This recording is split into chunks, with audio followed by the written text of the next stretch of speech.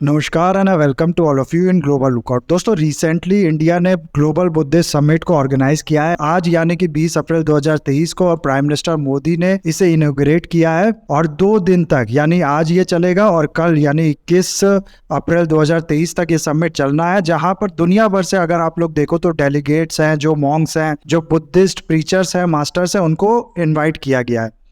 इस समिट के पीछे चाइना की जो बौखलाहट है वो बहुत ज़्यादा आम बात है। चाइना ने इसमें आने से तो बिल्कुल मना कर दिया है, लेकिन उसकी पूरी नज़र ज़रूर इस समिट पे जो है उस पर बनी होगी। और क्यों ऐसा मैं कह रहा हूँ इसके बारे में मैं आगे आप लोग को बताऊंगा। इसके अलावा इस समिट का जो थीम है उसको आप लोग यहाँ पर देख सकते हैं। ये है contemporary challenges philosophy to parses, यानी कि मतलब है पार्सेस का मतलब होता है एक्शन। तो कहने का मतलब है कि जो बुद्धिज्म की फिलॉसफीज हैं उसको हम लोग एक्शन में कन्वर्ट करेंगे, जो इस समय की चैलेंजेस है उससे डील करने के लिए।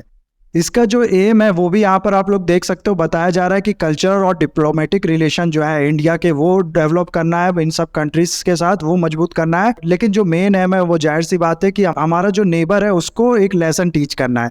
तो बहुत कुछ आप लोग को जानने को मिलेगा इस वीडियो में, अब बस आपको एंड तक बने रहना है। और अगर वीडियो अच्छा लगे तो लाइक, कमेंट, शेयर, सब्सक्राइब जरूर करना है।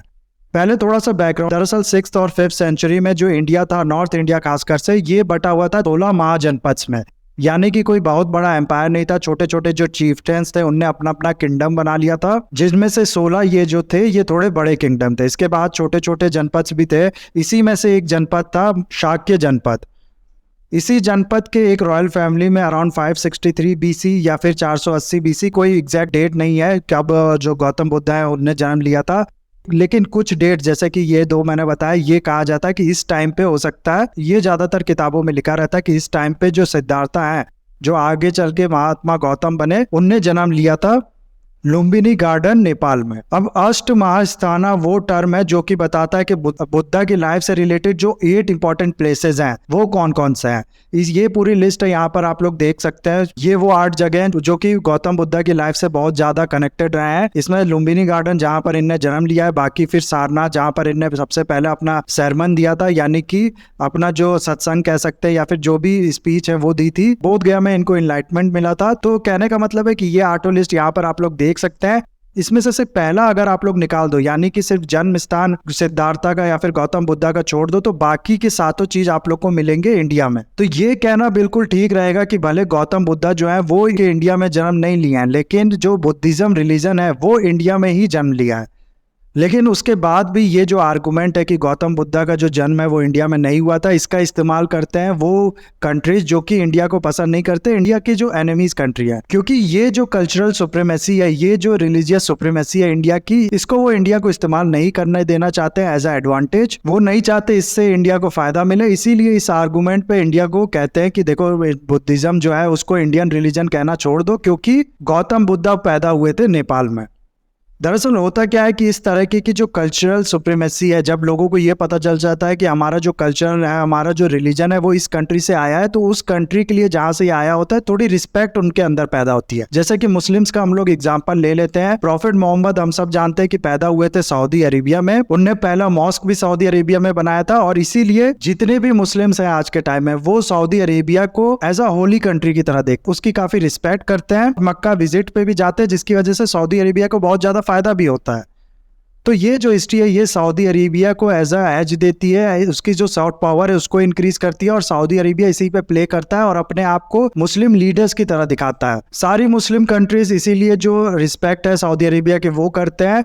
अब आप लोग यहाँ सोचो, सऊदी अरेबिया में सिर्फ एक रिलीजन पैदा हुआ जो था इस्लाम, और इंडिया में कितने रिलीजन पैदा हुए हैं? हिंदुइज्म हो गया, सिखिज्म हो गया, बुद्धिज्म हो गया, जैनिज्म हो गया, ये तो 4-5 रिलीजन है। इसके बाद बहुत से मल्टीपल सेक्ट थे जिसके प्रैक्टिस करने वाले आज के टाइम में बहुत सी कंट्रीज में आप लोग को देखने को मिल जाएंगे।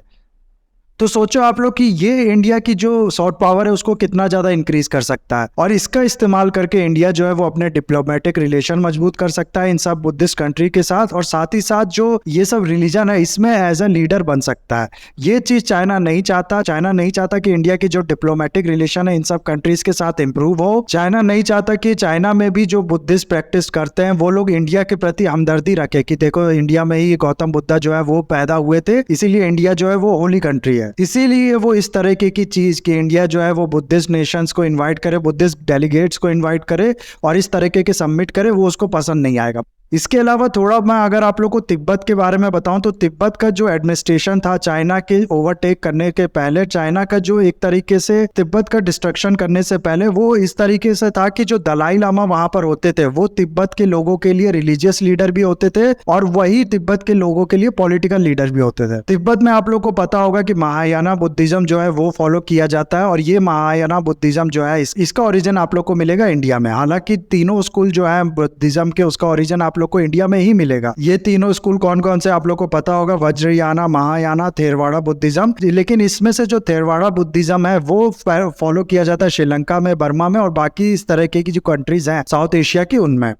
इंडिया का बहुत कम कनेक्शन है थेरवाड़ा बुद्धिज्म से, लेकिन महायाना बुद्धिज्म जो है वो पूरी तरीके से ओरिजिनेट और बिलोंग करता है इंडिया से। और जैसा कि मैंने आप लोग को बताया कि जिस कंट्री का रिलीजन जहाँ से आता है उससे होता क्या है कि एक तरीके का कनेक्शन होता है, एक तरीके की रिस्पेक्ट होता है। यही चीज जब तिब्बत को, हालांकि तिब्बत अभी कोई इंडिपेंडेंट कंट्री नहीं है, लेकिन तिब्बत का जो रिलीजन है, तिब्बत के जो बुद्धिस्ट फॉलोवर हैं, ज्यादातर वहां पर बुद्धिस्ट फॉलोवर ही हैं, तो वो जब देखते हैं इस चीज को कि हमारे जो रिलीजन है वो आया है इंडिया से, तो एक तरीके का कनेक्शन फील करते हैं इंडिया के साथ। और साथ ही साथ जब चाइना को देखते हैं कि यहाँ से तो हमारा कोई कनेक्शन ही नहीं है, चाहे रिलीजन कनेक्शन भी ना हो और पॉलिटिकल कनेक्शन भी नहीं है, जैसे कि मैंने आप लोग को बताया कि तिब्बत का जो पॉलिटिकल एडमिनिस्ट्रेशन था वो बिल्कुल अलग था, तो ऐसे में तिब्बत के लोग अपने आप को ज्यादा कनेक्टेड फील करते हैं इंडिया से बजाय चाइना के।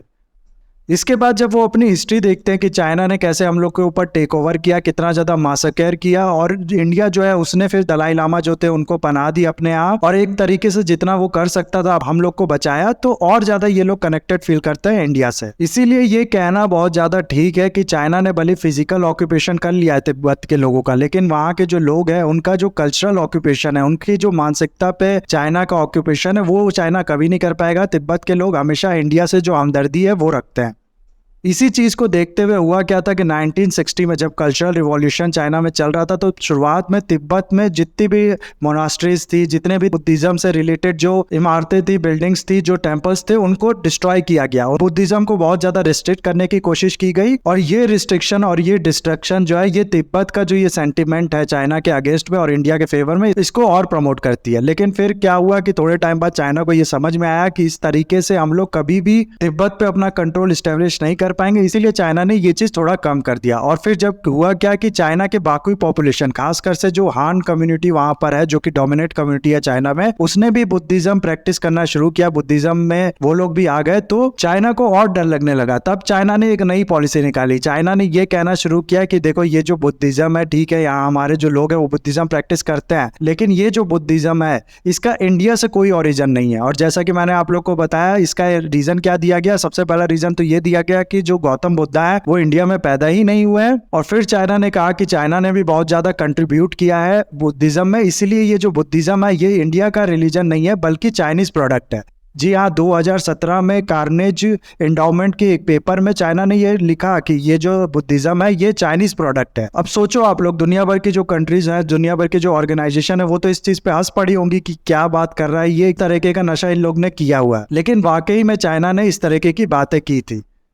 दरअसल होता क्या है ना कि अगर आप लोग को याद हो तो आज से कुछ साल पहले जो इंडिया और नेपाल के बीच में एक इशू हो गया था किसी रीजन को लेके। नेपाल कह रहा था कि ये रीजन हम लोग से बिलोंग करता है और इंडिया कहना था नहीं ये इंडिया से बिलोंग करता है। तो उस टाइम पे अगर आप लोग को याद हो कि नेपाल के जो प्राइम मिनिस्टर थे उनने ये कहना शुरू कर दिया था कि जिस राम से सीता की शादी हुई थी वो राम कोई इंडियन नहीं थे बल्कि वो राम नेपाली ही थे। तो उस टाइम पे भी जो नेपाल के पीएम थे उनका बहुत ज्यादा मजाक उड़ा था कि ये किस तरीके की बातें कर रहे हैं। कहने का मतलब इस तरीके की जो चीजें होती है ना, इस तरीके की जो हिस्ट्री होती है, ये बहुत बड़ा फैक्टर होती है जियोपॉलिटिक्स में। होता क्या है कि मान लो ये नेपाल और इंडिया में तो चलो कोई लड़ाई नहीं होने वाली, ऐसे चाइना और इंडिया में भी इतनी जल्दी नहीं होने वाली, लेकिन मान लो इंडिया और नेपाल में माहौल कल को इतने ज्यादा बिगड़ जाते हैं कि लड़ाई ही होने वाली है। तो ऐसे में क्या होगा ना कि जैसा कि मैंने आप लोग को बताया कि नेपाल के जो आम नागरिक होंगे उनको हमदर्दी होगी इंडियन से, वो कहीं ना कहीं उनके मन में ये सेंटिमेंट होगा कि हमारा तो जो रिलीजन है वो भी वहां से आता है, भगवान राम वहां के थे। तो ऐसे में आम नागरिक की तरफ से सरकार पे थोड़ा दबाव रहेगा कि जो लड़ाई है वो ना करे ये लोग, मतलब उस तरह की बात ज्यादा बिगाड़े नहीं और इसको सॉल्व करें। तो ये दबाव कम करने के लिए और एक तरीके का पॉजिटिव सेंटिमेंट है उसको कम करने के लिए इस तरीके की बातें कही जाती है। और जैसा कि चाइना का मैंने आप लोग को बताया था कि चाइना भी काफी ज्यादा परेशान होगा। दरअसल चाइना भी इस चीज पे प्ले करना चाहता था। चाइना ने भी 2019 में एक इसी तरीके का समिट कराया था जिसका नाम था वर्ल्ड बुद्धिज्म फोरम इवेंट, और चाइना चाहता था कि वो इस चीज का फायदा उठा के, बुद्धिज्म का फायदा उठा के अपने डिप्लोमेटिक रिलेशन जो है इन कंट्रीज के साथ इंप्रूव करे और इन सब कंट्रीज को अपने क्लोज लेके आए और खुद को दिखा पाए कि हम लोग जो है वो बुद्धिज्म के रियल जो ओरिजिनेटर है वो है। लेकिन कोई कंट्री, कोई मॉन्क्स, कोई भी बुद्धिस्ट ऑर्गेनाइजेशन जो है वो आज के टाइम में इतना बेवकूफ नहीं है। सबको पूरी हिस्ट्री पता होगी और कोई भी इस चीज पे बिलीव नहीं करने वाला है ना। एक और चीज यहाँ पर ये है, तिब्बत जो है ना, जैसा कि मैंने आप लोग को बताया कि तिब्बत के लोग इंडिया से ज्यादा कनेक्टेड फील करेंगे जब जब उनको ये याद आएगा कि हमारा जो रिलीजन है वो इंडिया से आया है, बजाय चाइना से कनेक्टेड फील करने के। और ये चीज सिर्फ इतना ही नहीं, और भी ज्यादा परेशान करती है चाइना को। क्यों? क्योंकि चाइना कहता है कि देखो ये जो अरुणाचल प्रदेश वाला पार्ट है ये इंडिया का नहीं बल्कि हमारा पार्ट है, क्योंकि ये चाइना कहता है साउथ तिब्बत है, तिब्बत का ही पार्ट है और तिब्बत जो है वो हमारा पार्ट है। नाउ अब सवाल यही उठ जाएगा कि तिब्बत कैसे तुम्हारा पार्ट हो गया? क्या कनेक्शन है तिब्बत का और तुम्हारे बीच में? तिब्बत में जो हिस्ट्री अगर आप लोग देखो तो रूलर्स अलग हुआ करते थे, प्लस रिलीजियस कनेक्शन भी नहीं है, कल्चरल भी थोड़ा डिफरेंट है। तो किस बेसिस पे तिब्बत तुम्हारा पार्ट हो गया? और इस चीज से फिर ये चीज और लोग, तिब्बत के लोगों को लगेगा कि ये जो फिजिकल ऑक्यूपेशन है चाइना का, ये एग्रेसिवली किया गया है और फोर्स का इस्तेमाल करके किया गया है। तो इस चीज में भी बहुत बड़ा सेटबैक मिलेगा चाइना को। तो एक तरीके से इंडिया की जो डिप्लोमेसी है उसको बहुत बड़ा एडवांटेज मिलेगा इस समिट से, और चाइना की जो डिप्लोमेसी है उसके लिए एक बहुत बड़ा सेटबैक है ये। चाइना ऑलरेडी आइसोलेट हो रहा है धीरे धीरे वर्ल्ड में, ये चीज चाइना को चांसेस है कि और भी ज्यादा आइसोलेट कर देगी ना। अब इससे रिलेटेड जो आर्टिकल न्यूज़पेपर में छप रहे हैं ना, उनमें से कुछ आर्टिकल आप लोग देखोगे तो ये कह रहे हैं कि ये पूरा समिट ही एक तरीके से पूरी तरह टारगेट कर रहा है चाइना को। इन आर्टिकल्स का कहना है कि देखो दरअसल ये जो समिट है इसके जो 4 मेन थीम है, यानी कि 4 मैटर्स पे बात होनी है, उसमें सबसे पहला है बुद्धा धर्मा एंड पीस। पीस ऐसी चीज है जिसके बारे में तो चाइना जानता ही नहीं है। चाइना ने तिब्बत में क्या किया जैसा कि मैंने आप लोग को बताया, फिर हांगकांग हो गया या फिर ताइवान में जो कर रहा है वो भी हम लोग जानते हैं। साथ ही साथ आसपास की जो कंट्रीज है उसके साथ भी लगातार चाइना के कुछ ना कुछ इशू है वो बनते रहते हैं। इंडिया के साथ बॉर्डर पे टेंशन पैदा करता ही रहता है चाइना। तो इन कंट्रीज को इस समिट के थ्रू ये थीम इंक्लूड करके इंडिया ये दिखा पाएगा कि देखो हम लोग ये जो बुद्धा धर्म और पीस की बात करते हैं और चाइना ठीक इसके अपोजिट काम करता है। चाइना ठीक इसका मतलब है कि बुद्धा धर्म जो है उसके अपोजिट में काम करता है। इसके बाद जो सेकंड थीम है वो आप लोग देख सकते हो यहाँ पर है बुद्धा धर्मा एनवायरमेंटल एंड हेल्थ सस्टेनेबिलिटी। इसको भी बुद्धा धर्मा से जोड़ के देखा जा रहा है कि पुराने जो बुद्धा और टीचिंग्स है उसमें भी इसकी बात की गई है, एनवायरमेंट की बात की गई है, हेल्थ की बात की गई है। और ये वो चीज है कि इसके बारे में भी चाइना का जो रिकॉर्ड आप लोग देखोगे वो बहुत ज्यादा खराब है। ये एक तरीके से पूरा टारगेट ही किया जा रहा है तिब्बत के लिए। तिब्बत में क्या किया है चाइना ने, जैसा कि मैंने आप लोग को बताया कि तिब्बत का जो एनवायरमेंट है वो डिस्ट्रॉय कर दिया है। यहाँ पर बहुत ज्यादा डैम्स बनाना हो गया, या फिर यहाँ पर जो मिनरल एक्सप्लोटेशन कर रहा है चाइना वो बहुत ज्यादा एग्रेसिवली कर रहा है। तिब्बत से मिनरल्स निकाल के वो ले जाता है बाकी इस जगह पे, और फिर इसका फायदा जो है वो भी तिब्बत के लोगों को नहीं मिलता है। और इसकी वजह से जो एनवायरमेंट डैमेज है वो होता ही है तिब्बत का। और साथ ही साथ जैसा कि डैम्स वगैरह बनाना, इन सब से भी जो एनवायरमेंट डैमेज है वो होता है इंडिया का। तो इंडिया कह रहा है कि देखो हम लोग के पे बात करना चाहते हैं, इसको इंप्रूव करना चाहते हैं, और चाइना इसके अगेंस्ट में काम कर रहा है। फिर तीसरा है इसका थीम नालंदा बुद्धिस्ट ट्रेडिशन के बारे में, यानी कि नालंदा में पहले के टाइम पे जो ट्रेडिशन था, तो ओरिजिनल जो ट्रेडिशन थे जिससे जो रियल बुद्धिज्म है वो निकल के सामने आया था, उसकी बात की जाएगी इस समिट में। और ये बुद्धिज्म जैसा कि मैंने आप लोग को बताया ये यहाँ से फैला था तिब्बत में, और तिब्बत में भी आज के टाइम में महायाना बुद्धिज्म फॉलो किया जाता है। तो यही बुद्धिज्म, नालंदा बुद्धिज्म कह लो या फिर महायाना बुद्धिज्म कह लो, ये एक ही है। तो इससे और जो कनेक्शन है जैसा कि मैंने शुरुआत में ही बता दिया, तिब्बत और इंडिया का ये सेटअप होगा। और चाइना का ये आर्गुमेंट कि तिब्बत भी हमारा है, अरुणाचल भी हमारा है, इसका जो वेटेज है ये और भी ज्यादा कम होगा। फिर इसके बाद चौथा जो थीम है वो है Buddha Dharma pilgrimage living heritage Buddhist religion. इसमें अगर आप लोग देखो, मैंने पहले ही बता दिया कि तिब्बत में जो टेम्पल्स हुआ करते थे, जो इनके मोनास्ट्रीज वगैरह थे, उसको बहुत ज़्यादा डिस्ट्रॉय किया है चाइना ने कल्चरल रिवॉल्यूशन के टाइम पे। तो ये चीज़ इससे और प्रमोट कर पाएगा, इंडिया अपनी इमेज ऐसे दिखा पाएगा कि हम लोग इसके बात करते हैं और चाइना इसको डिस्ट्रैक्ट करता है। इन्हीं सब रीजंस की वजह से नो डाउट चाइना जो है वो बहुत ज़्यादा इस समय परेशान होगा। उसको ये चीज़ जाहिर सी बात है पसंद नहीं आ रही होगी। और बहुत टाइम से, इसे भी ऐसा नहीं है कि बुद्धिज्म या फिर बाकी सब चीज़ को, बहुत टाइम से चाइना चाह रहा है कि इंडिया की जो कल्चरल सुप्रीमेसी है, इंडिया का जो कल्चर है वो फैला इंडिया से साउथ ईस्ट एशिया में और फिर बाकी कंट्रीज में, इवन कि चाइना में भी, सेंट्रल एशियन कंट्रीज में भी। और उनकी हिस्ट्री में बहुत बड़ा कंट्रीब्यूशन है इंडिया का। ये चीज़ चाइना चाह रहा है खत्म कर दे। इसीलिए सिर्फ बुद्धिज्म ही नहीं, हाल में ही क्या हुआ कि चाइना ने इंडियन ओशियन जो है उसमें से भी इंडिया का नाम हटाने की बात की थी। चाइना और पाकिस्तान जो है ये ऑलरेडी ये बात कह चुके हैं कि ये जो इंडियन ओशियन है इसमें इंडिया का नाम क्यों रखा जाता है। सिर्फ ऐसा तो है नहीं कि इंडिया कंट्री ही यहाँ पर है, बाकी सब कंट्रीज नहीं है, सिर्फ एक ही ओशियन है वर्ल्ड में जिसका नाम किसी कंट्री के नाम पे और वो है इंडियन ओशियन। इसको ये लोग चेंज करना चाहते थे ताकि इस चीज में भी जो इंडिया का कल्चरल इन्फ्लुएंस है वो कम किया जा सके, इंडिया की जो डिप्लोमेटिक पावर है उसको कम किया जा सके। नाउ एक और आखिरी चीज मैं यहाँ पर यह कहना चाहूंगा कि आप लोग जानते होंगे कि एक ग्रुप है OIC यानी कि ऑर्गेनाइजेशन ऑफ इस्लामिक कंट्रीज। ये जितनी भी मुस्लिम कंट्रीज है सेंट्रल एशिया में और इस तरह वेस्ट एशिया में उनका ग्रुप है, और बाकी भी जो इधर उधर की मुस्लिम कंट्रीज है वो भी इस ग्रुप का पार्ट है। और इस ग्रुप की जो यूनिटी है उसकी वजह से कह लीजिए या फिर इनकी जो पावर है, इनके पास ऑयल वाली जो पावर है वो बहुत ज्यादा है, आप लोग जानते होंगे।